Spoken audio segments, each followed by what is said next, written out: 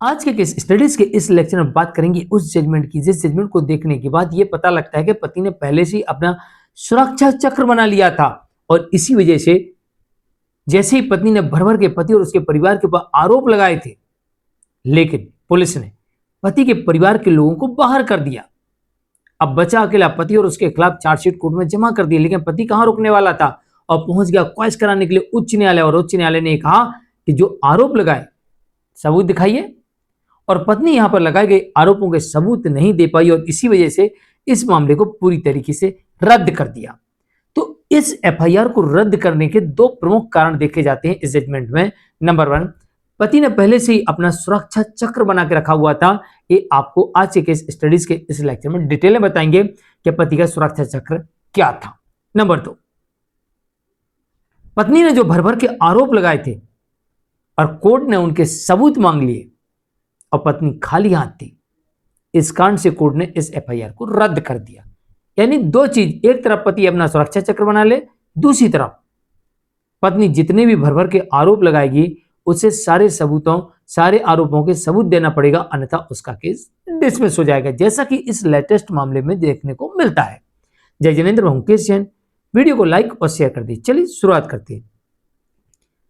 दरअसल इस मामले में पति पत्नी के मध्य विवाह हुआ था 5 अक्टूबर 2017 को और इन लोगों के बीच में छोटी मोटी कहासुनी चलती रहती थी और पति पत्नी रहने के लिए बेंगलुरु पहुंच जाते हैं और बेंगलुरु में रहने लगते हैं, लेकिन इनके बीच में विवाद चलता रहता है और इसी विवाद के चलते पत्नी पति को छोड़कर अपने मायके चली जाती है और पति अपना सुरक्षा चक्र तैयार करते हैं। आमतौर पर आपने देखा होगा जब भी पति एडवोकेट के पास जाता है या किसी के पास जाता है तो वो उन्हें एक ही सलाह देते हैं कि पहले पत्नी को वापस बुलाने का प्रयास करो, पत्नी को वापस बुलाइए। और पति ने यहाँ पर यही किया कि पत्नी को वापस बुलाने के लिए दाम्पत्य पुनर्स्थापन का केस फाइल कर दिया।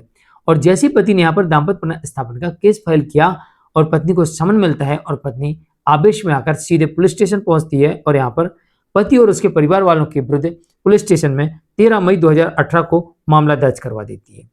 जैसे यहाँ पर मामला दर्ज होता है तो इस मामले में पुलिस आईपीसी की धारा 498A, 406, 34 और 120B के अंतर्गत मामला दर्ज कर लेती है।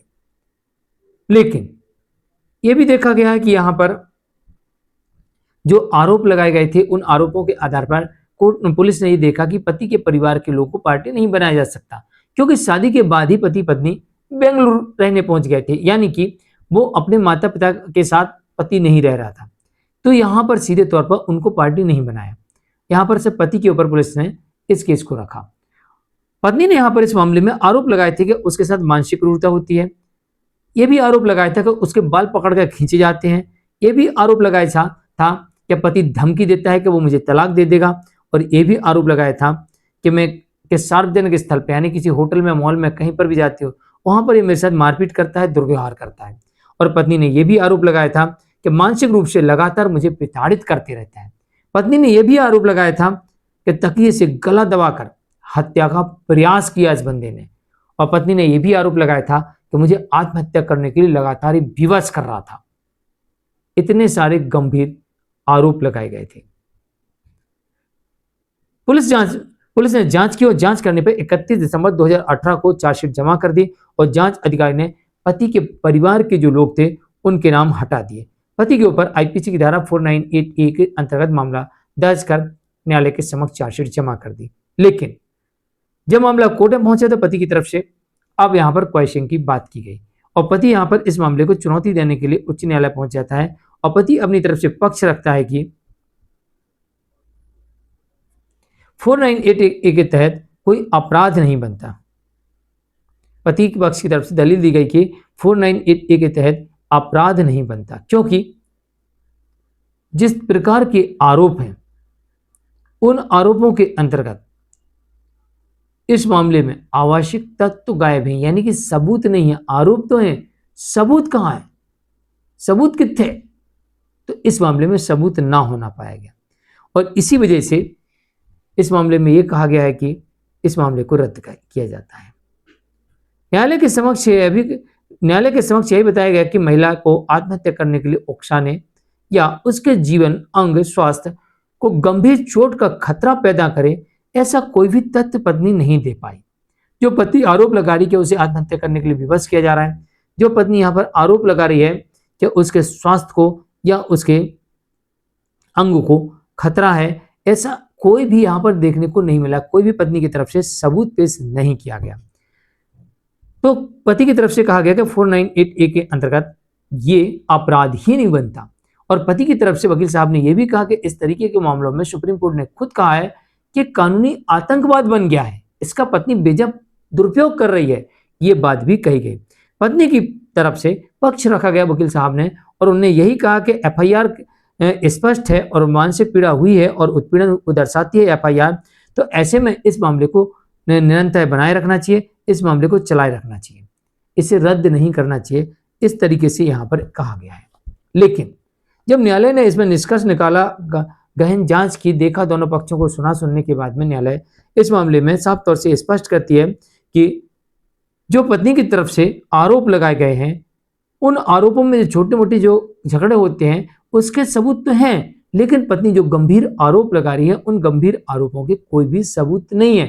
तो पहले सुप्रीम कोर्ट स्पष्ट कर चुकी है कि दिन प्रतिदिन के जो परिवार में छोटी मोटी बातें होती रहती हैं, छोटे मोटे झगड़े होते रहते हैं, इसे अपराध नहीं माना जाता है और इसके आधार पर केस नहीं चल सकता। ये पहले ही सुप्रीम कोर्ट स्पष्ट कर चुकी है।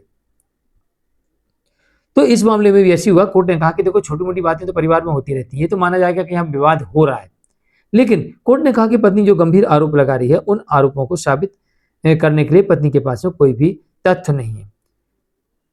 न्यायालय ने साफ तौर से स्पष्ट कहा कि घटनाएं जो चोटपुट हो रही हैं उसे 498A के अंतर्गत कानूनी मानक को पूरा नहीं करती हैं, इसलिए अपराध नहीं बनता है। दूसरी बात यह भी न्यायालय ने इस मामले में कही कि ऐसा कोई तथ्य सामने नहीं आया कि पत्नी को आत्महत्या करने के लिए विवश होना पड़े। ऐसा कोई भी सबूत अभी तक कोर्ट के समक्ष नहीं आया कि जो पत्नी कह रही कि मैं आत्महत्या करने के लिए विवश हूं, तो अभी तक तो ऐसा कुछ नहीं दिखाई दे रहा कि उसे विवश होना पड़े। तीसरी बात कोर्ट ये भी कह रही इस मामले में कि कोई भी गंभीर चोट पहुंचाई हो या ऐसा कार्य किया हो जिससे उसके जीवन, अंग या स्वास्थ्य को खतरा हो, ऐसा कोई तथ्य दिखाई नहीं देता। यह साफ तौर से कोर्ट ने स्पष्ट कर दिया ने, साफ तौर से यहाँ पर यह हो गया कि भाई पति तो रखना चाहता है, पत्नी जो आरोप लगा रही है उसके लिए पत्नी के पास में कोई भी सबूत नहीं है, तो ऐसे में हम कैसे मान लें कि आपने जो गंभीर आरोप लगाए हैं वो वास्तविकता में सही है। और पत्नी के द्वारा लगाए गए आरोपों के सबूतों का ना होना, पति के द्वारा दाम्पत्य पुनर्स्थापन का केस करना और उसका समन प्राप्त होना, और उसके बाद पत्नी ने आवेश में आकर ये एफआईआर की है, इसलिए दुर्भावना मानते हुए इस एफआईआर को कोर्ट ने डिसमिस कर दिया। और ये जजमेंट आता है गुवाहाटी हाई कोर्ट की तरफ से। इसका क्रिमिनल पिटीशन नंबर है 143/2021 का मामला है, और 9/2/2025 2 सितंबर 2025 को इसमें जजमेंट आता है। जानकारी कैसी लगी कमेंट में जरूर लिखिए, वीडियो को लाइक शेयर कर दीजिए। आज के लिए नहीं, नमस्कार।